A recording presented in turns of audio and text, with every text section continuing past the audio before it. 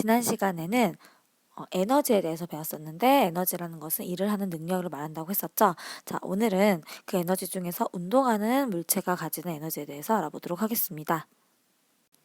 자, 여기 달리는 자동차가 있습니다. 자, 달리는 자동차가요, 막 가다가 이 물체에 부딪히게 되죠. 자, 이렇게 부딪히게 되면요, 우리가 사람이 직접 미는 것과 같은 효과로 이 달리는 자동차가 이 물체를 밀게 됩니다. 자, 그럼 여기 힘이 이렇게 작용해서 이동이 생기게 되죠. 뭘 한 거죠? 그렇죠. 일을 했다고 우리가 이야기를 할 수가 있겠죠. 자, 왜냐면 이렇게 달리는 자동차가 미는 동안에 이 반대쪽으로 사실은 그쵸, 마찰력이 작용하겠죠. 이 마찰력에 대해서 이동을 시킨 거기 때문에 일을 한 거라고 할 수 있습니다. 자, 일을 했다는 건 뭘 가지고 있다? 그렇죠. 에너지를 가지고 있다. 이렇게 볼 수가 있는데, 자, 우리가 지금부터 볼 것은 무슨 에너지냐면 운동 에너지입니다.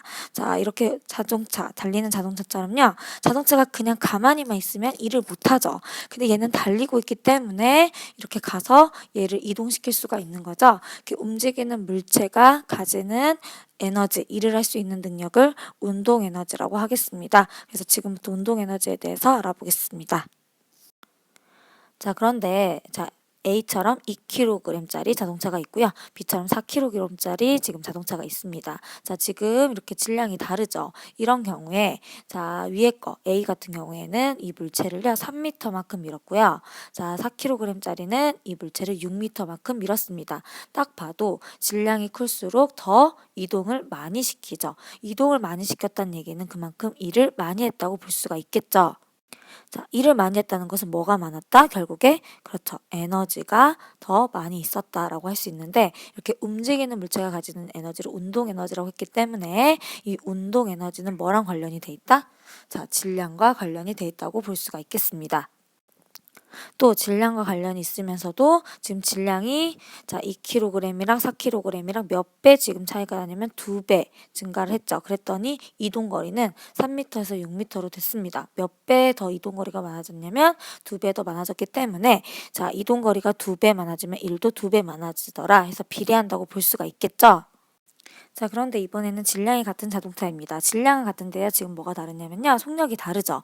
자, 위에 같은 경우에는 자, 속력이 3m/s로 가고 있고요. 아래 같은 경우에는 6m/s로 가고 있습니다. 근데 지금 속력이 지금 더 아래게 더 빨리 가는 거죠. 그랬더니 똑같이 자, 물체가 지금 움직이고 있기 때문에 뭘 가지고 있다? 운동 에너지를 가지고 있다. 그럼 운동 에너지를 가지고 있단 말은 일을 할 수 있다는 거죠. 자, 이 물체를 이렇게 여기까지 밀게 됩니다. 이런 이동을 시켜가지고 지금 자 일을 하게 되는데요. 자, 하나는 4m를 이동시켰고요. 하나는 16m를 이동시켰습니다. 딱 봐도 위랑 아래랑 속력이 빠르니까 이동거리가 길었죠. 그 말은 일을 더 많이 했다는 거죠. 일을 많이 했다는 소리는 뭐냐면 에너지를 많이 가지고 있다는 의미입니다. 그래서 지금 속력이 어쩔수록 더 클수록 뭘 많이 했다? 일을 더 많이 했다. 일을 많이 했다는 거는 뭘 많이 가지고 있다는 얘기냐면 에너지를 많이 가지고 있다는 얘기인데 그 에너지 중에서도 운동 에너지를 많이 가지고 있다는 의미가 되겠죠. 자, 그럼 이걸 크기를 비교해 볼 텐데요. 자, 위에 거랑 아래 거랑 속력이 몇 배 차이 나나요? 자, 2배 차이가 납니다. 그랬더니 이동 거리가 지금 4m고 16m죠. 몇 배 더 길어졌냐면 지금 4, 4, 16에서 4배나 더 지금 멀리 나가게 되죠. 자, 속력은 2배밖에 안 커졌는데 일은 더 4배나 많이 한 거죠. 자, 그래서 우리가 이 관계를 뭐라고 하냐면 속력의 제곱에 비례한다. 이렇게 이야기를 하게 됩니다. 자, 그래서 속력의 제곱에 비례한다. 이렇게 얘기하는데요. 그 말은 속력이 2배 커지면 자, 일은 더 그쵸. 4배나 더 많이 하게 된다. 그래서 우리가 이제부터 에너지의 공식을 한번 유도해 보도록 하겠습니다. 자, 아까 봤듯이 질량이 더 클수록 운동 에너지를 더 많이 가지고 있었죠. 자, 속력이 클수록 또 운동 에너지를 더 많이 가지고 있었죠. 왜냐하면 일을 더 많이 했기 때문에. 그래서 우리가 이걸 뭐라고 하냐면 이제 비례한다 이렇게 얘기할 수 있는데요. 정확히 말하면 이 운동 에너지라는 것은 자, 질량에 비례합니다. 질량에 비례하고요. 아까 얘기했었죠. 이 말은 질량이 2배 커지면 운동 에너지도 2배가 커진다는 의미겠죠. 자, 하지만 속력에는 속력의 제곱에 비례한다. 매우 중요합니다. 무슨 말이냐면 예를 들면 속력이 3배 커집니다. 그렇죠. 그럼 3제곱이니까 9겠죠. 운동 에너지는 몇 배 커진다? 9배 커진다. 이런 의미겠죠. 자, 그래서 정확히 운동 에너지의 공식을 보면요. 운동 에너지는 2분의 1 곱하기 질량 곱하기 속력의 제곱까지 해야 이게 운동 에너지를 구하는 식이라고 할 수 있습니다. 자, 우리가 보통 2분의 1 mv제곱, 2분의 1 mv제곱 얘기하는데요. m이 질량을 의미하고요. v가 속력을 의미합니다. 이 의미가 더 중요하겠죠. 그래서 자, 이것을 그대로 우리가 가지고 와서 한번 예를 들어보면요. 자, 예를 들면 질량이 3kg인 물체가 속력이 4m/s로 달리고 있다. 자, 이것이 가지는 운동 에너지는 이렇게 물어볼 수 있겠죠. 그것은 이렇게 구하면 된다는 거죠.